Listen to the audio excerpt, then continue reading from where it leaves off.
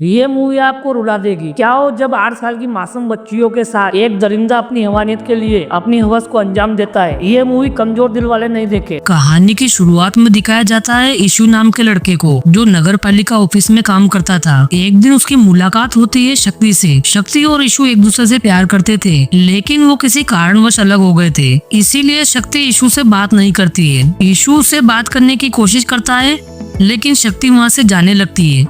फिर भी ईशु उसे जबरदस्ती रोकने की कोशिश करता है, लेकिन शक्ति ईशु को थप्पड़ मार देती है और वहाँ से चली जाती है। फिर ईशु अपनी भतीजी सुंदरी को लेने स्कूल चला जाता है। सुंदरी अपने चाचू से बहुत प्यार करती है, क्योंकि ईशु हमेशा ही अपनी भतीजी सुंदरी के हर पल साथ रहता था। वो उसके साथ खेलता कूदता और हर तरह से उसका ध्यान रखता था। वहीं सुंदरी की एक दोस्त होती है पूनी। पूनी के मामा वेडवलू पुलिस ऑफिसर होते हैं और वो ईशु का दोस्त होता है। वहीं शक्ति को दिखाया जाता है, जिसे अपनी गलती का एहसास हो गया था। तभी ईशु उसकी नाराजगी दूर करने के लिए कहता है, मैंने रिजल्ट वाले दिन तुम्हारा इंतजार किया था, लेकिन तुम वहाँ नहीं आई थी। उसी दिन मेरे भैया की भी मौत हो गई थी, यानी सुंदरी के पिताजी की, और इस वजह से मैं जल्दी चला गया था। जिसके बाद शक्ति कहती है, मुझे इस बारे में बात नहीं करनी, और शक्ति और ईशु के बीच सब कुछ ठीक हो जाता है। अब वहीं दूसरी तरफ सुंदरी और पूनी ने प्लान बनाया कि हम हिरण देखने के लिए मंदिर जाएंगे, लेकिन मंदिर के पास एक 13 साल की लड़की के साथ दुष्कर्म हुआ था और उस मासूम बच्ची की लाश भी पुलिस को मिली थी, जिस वजह से सुंदरी और पूनी का वहाँ जाना खतरे से खाली नहीं था। वहीं पूनी के घर का बाथरूम काफी गंदा था, इसीलिए पूनी का पिता वहाँ जा सफाई कर्मचारियों से कहता है, मेरे घर का बाथरूम साफ कर दो, मैं तुम्हें 50 रुपए दूंगा। लेकिन शक्ति कहती है, हमारा काम तुम्हारे घर की सफाई करने का नहीं है। इससे पूनी का पिता गुस्सा हो जाता है और शक्ति को अभद्र भाषा में जवाब देता है, जिस वजह से ईशु उसे मारता है, जिससे वो नाली में गिर जाता है। ईशु ऑफिस जाता है और उसे लगा पूनी का मामा गुस्सा होगा, लेकिन उसका उल्टा हो जाता है। पूनी का मामा खुश होता है,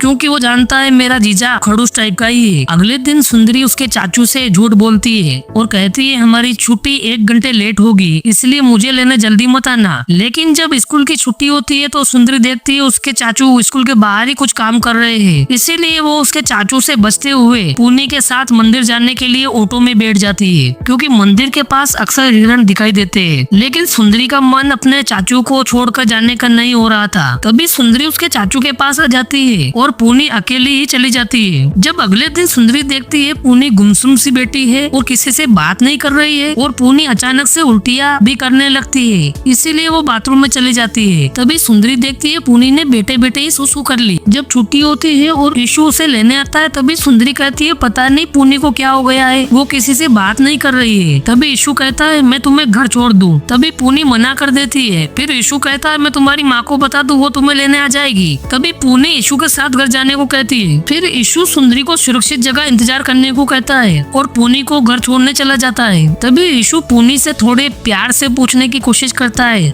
उसके साथ क्या हुआ है, लेकिन सीन में दिखाया जाता है शायद कोई चुपके से देख रहा हो। तभी पूनी रोते हुए घर चली जाती है, लेकिन घर जाते ही वो बेहोश हो जाती है और उसे अस्पताल भी ले जाया जाता है, जिससे पता चलता है कि पूनी के साथ दुष्कर्म हुआ है और ईशु का पूनी के साथ किसी ने वीडियो भी बना लिया था। लेकिन ईशु सिर्फ उसे पूछने की कोशिश कर रहा था, लेकिन वीडियो में लग रहा था ईशु ने ही ये दुष्कर्म किया था। जिसके बाद ईशु के साथ मारपीट की जाती है, लेकिन ईशु की बात का कोई विश्वास नहीं कर रहा था। तभी सिर्फ एक ही सवाल पूछ रहे थे, पूनी के साथ सुंदरी को क्यों नहीं ले गई। तभी ईशु कहता है, मुझे लगा कि सुंदरी और पूनी के बीच लड़ाई हो गई है, शायद पूनी इसी वजह से चुप होगी, इसीलिए मैंने अकेले में पूछने की कोशिश की। लेकिन ईशु की बातों पर कोई विश्वास नहीं करता, इसीलिए ईशु आत्महत्या करने के लिए कुएं के पास जाता है। तभी पूनी का पिता आ जाता है और ईशु को गले लगा लेता है, क्योंकि पूनी ने बता दिया था कि ईशु ने दुष्कर्म नहीं किया, बल्कि वो कोई और ही था। तभी सुंदरी को दिखाया जाता है, उसे रंग बिरंगे चूजे वाला दिखाई देता है। वो सुंदरी को अपना मोबाइल भी देता है गेम खेलने के लिए और पूछता है, तुम किसे ढूंढ रही हो। तभी सुंदरी कहती है, मैं अपने चाचू को ढूंढ रही हूँ। वो आदमी कहता है, मैं उन्हें जानता हूँ और मैं तुम्हें उनके पास ले जा सकता हूँ। फिर सुंदरी की माँ को दिखाया जाता है, क्योंकि सुंदरी कहीं नजर नहीं आ रही थी। वो आदमी सुंदरी के साथ बस में बैठकर उसे कहीं ले जा रहा था, लेकिन सुंदरी गेम खेलने में बिजी थी, उसे पता ही नहीं था वो आदमी उसे कहाँ ले जा रहा था। फिर पुलिस और ईशु सुंदरी को ढूंढने में लग जाते हैं। तभी पुलिस को खबर मिलती है, ईशु के गाँव से 40 किलोमीटर दूर एक बच्ची की लाश मिली है और उसका चेहरा भी जला हुआ है और उससे पहचान पाना मुश्किल है, और उसके साथ दुष्कर्म भी हुआ था और उसके प्राइवेट पार्ट में दरिंदे ने एसिड से हैवानियत को अंजाम दिया था, लेकिन पोस्टमार्टम रिपोर्ट में पता चलता है उस लड़की की उम्र 13 साल थी, लेकिन सुंदरी की उम्र तो 8 साल थी, जिससे इशू को समझ आता है सुंदरी को अभी भी बचाया जा सकता है। तभी इशू को कुछ बच्चों के पास सुंदरी की बोतल मिलती है। तभी बच्चे कहते हैं हमने इस बोतल को साबुन से धोया है, इसमें पेट्रोल की बदबू आ रही थी। तभी इशू वहाँ के सभी पेट्रोल पंप पर जाता है और सीसीटीवी देखता है। तभी वो देखता है एक लड़की जिसके पास सुंदरी की पानी की बोतल होती है और एक बोरी भी होती है, और वो वही लड़की है जो मर चुकी है। इशू को समझ आ गया कि दरिंदा लड़की को तभी मारता है जब उसके पास दूसरी लड़की होती है, जिसके बाद पुलिस प्लानिंग करती है, क्योंकि वो आदमी मासूम बच्चियों को फंसाने के लिए अलग अलग तरीके अपनाता है। इसीलिए पुलिस मिठाई वालों से लेकर सभी को प्लान समझाती है। वहीं सुंदरी को दिखाया जाता है और उस दरिंदे ने दुष्कर्म किया था और सुंदरी को डराता है, अगर तुम चिल्लाई तो इस बोरे में 2 सांप है जो तुम्हें काट लेंगे। अगले दिन वो आदमी मिठाई लेने के लिए रुकता है। तभी मिठाई वाला पुलिस को खबर करने की कोशिश करता है। तभी उस आदमी को शक होता है, वो मिठाई वाले को धक्का देकर भाग जाता है। फिर वो आदमी सुंदरी को पेट्रोल लाने के लिए भेजता है, लेकिन बीच में एक गाड़ी आ जाती है जिससे उसका प्लान फेल हो जाता है। दरिंदे ने पुलिस से बचने के लिए सुंदरी और उसका हुलिया भी बदल दिया था। फिर वो आदमी सुंदरी को ऑटो में बिठाता है और एक महिला को कहता है चेक पोस्ट के पार इसकी माँ इसे ले जाएगी, तो इसे चेक पोस्ट पर छोड़ देना। जिसके बाद वो महिला देखती है बच्चे की हालत काफी खराब है, इसलिए वो पुलिस को खबर करती है और सुंदरी बच जाती है।